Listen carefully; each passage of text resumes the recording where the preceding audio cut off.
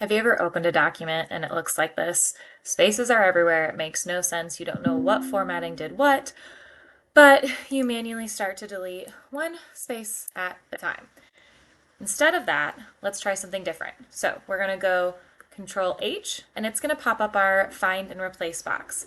In the Find What, we want to put a couple of different things. The first piece of information goes in our standard parentheses. This is saying, what do we want you to find? I want to find spaces, so I'm going to put parentheses, space, parentheses. The brackets are telling me which spaces. So I want to find spaces that are two or more, or anything larger than the one standard space I want between all my words. So you see bracket, two, comma, bracket. That's saying two or more spaces is everything that's being found. I want to replace it with a single space.